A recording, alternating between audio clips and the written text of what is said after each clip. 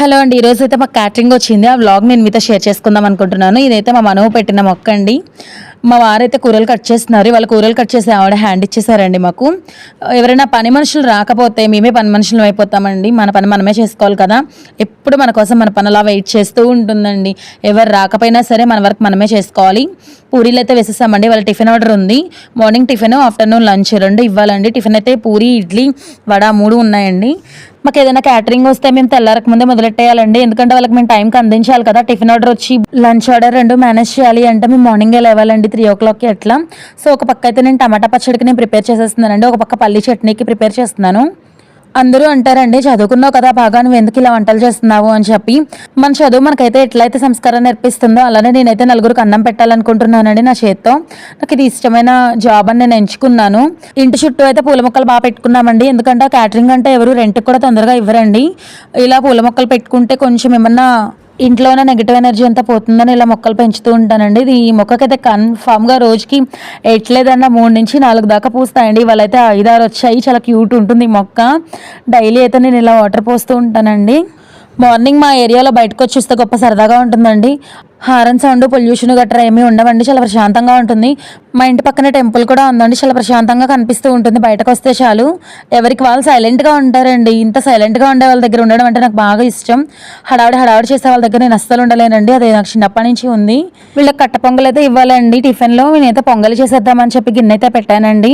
నాకైతే కట్ట పొంగల్ చాలా ఇష్టం అండి. ఇదైతే నా క్యాటరింగ్ గిన్నెల సామ్రాజ్యం అండి. నేను ఇంకా సర్ది నా కోపికలోకి ఎలా పెడితే అలా పారేస్తూ ఉంటాను. ఎందుకంటే కావాల్సి వచ్చినప్పుడల్లా మళ్ళీ ఏదో ఒక వస్తువు తీసుకుంటాను కాబట్టి ఇంకా సర్దడం అన్న కాన్సెప్ట్ పెట్టుకోలేదండి. మిరియాలు అయితే మిక్సీ చేస్తామండి. కట్ట పొంగల్లో మిరియాలు మెయిన్ కదండి. ఘీ నేను వాడుతున్నాను. సంగం కానీ విజయ కానీ ఎక్కువగా ప్రిఫర్ చేస్తాను.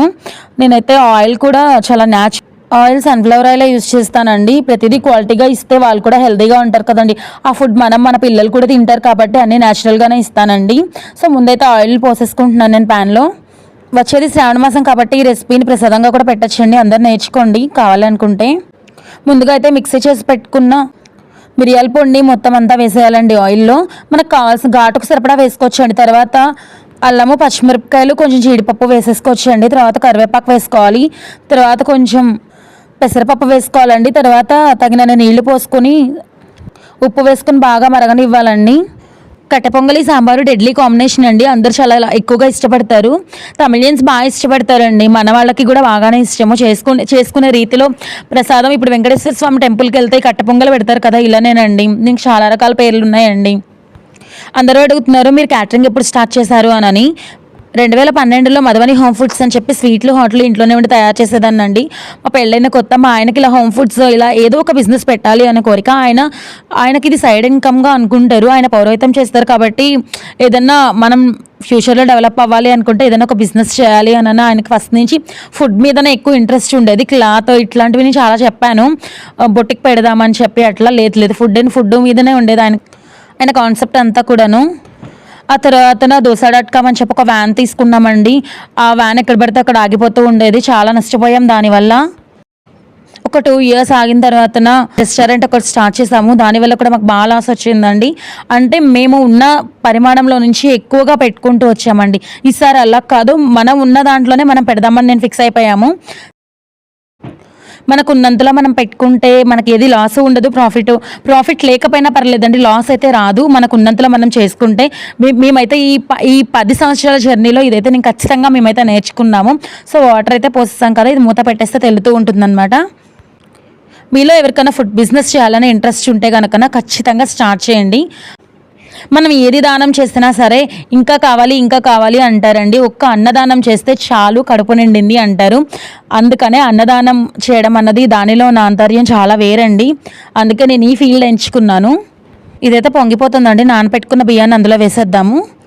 కట్ట పొంగలిలో రైస్ వేసాక ఉప్పు సరిపోయింది లేదా అని ఒక్కసారి చూడాలండి. ఒకవేళ ఏదైనా తక్కువ ఉంటే కనుక ఇప్పుడే వేసేసుకోవచ్చు. నీళ్ళు ఎప్పుడు కట్ట పొంగల్కి ఎక్కువే వేయాలండి. మా కట్ట పొంగల్ అయితే రెడీ అయిపోయిందండి. నేను ఇవ్వాల్సిన ప్యాకింగ్స్ అన్నీ నేను సర్దేశాను. ఇలా అయితే నేను పెట్టి పంపించేస్తానండి హాట్ బాక్స్లో. పక్కన ఇడ్లీ అవి వేసాం కదా, అవి కూడా ప్యాకింగ్ కవర్స్లో పెట్టేసి పంపించేస్తున్నానండి. చాలామంది నువ్వు ఇలా ఎలా చేయగలుగుతున్నావు ఇంత చిన్నపిల్లవి అని అడుగుతున్నారు. అలా అలవాటైపోయిందండి. కష్టం ఎలాంటి పరిస్థితుల్లో అయినా ఏదైనా చేయిస్తుందండి. సో నేను కష్టపడి మేము పైకి వచ్చాం కాబట్టి ఎలాంటి సిచ్యువేషన్ అయినా ఏదైనా మేము తట్టుకోగలము. మా మను పాపనైతే మా అత్తయ్య గారు స్కూల్కి రెడీ చేస్తున్నారండి. మా చిన్నత్తగారు అయితే మా ఇంటికి వచ్చారండి. ఇంక మను పాప అయితే మా చిన్నత్తగారి దగ్గరే ఉంటుంది. ఆవిడ రీసెంట్గా గోవా వెళ్ళారండి ఫ్లైట్లో. సో అది ఎలా వెళ్ళారు ఏంటి, భయమే లేదా, ఆకాశంలో ఎలా వెళ్ళారు, ఇవన్నీ కూడా వివరాలు అడుగుతుందండి. ఆ ఫ్లైట్ చూసి మీరు కిందకి దిగి తీసారా, అలాంటి వింత క్వశ్చన్స్ అన్నీ అడుగుతుంది. మేము ఈరోజు క్యాటరింగ్ చేసామన్నాం కదా. ఐటమ్స్ ఏంటంటే టమాటా పప్పు, దొండకాయ ఫ్రై, కందా పచ్చడి కూర, దోసకాయ పచ్చడి, పులిహార, సాంబారు అండి. ఆటో అయితే వచ్చేసిందండి. సామాన్లన్నీ ఇలా ఆటో అతను ఎక్కిచ్చేసుకున్నాడు. ఈ రోజు వ్లాగ్ నచ్చితే లైక్ చేయండి.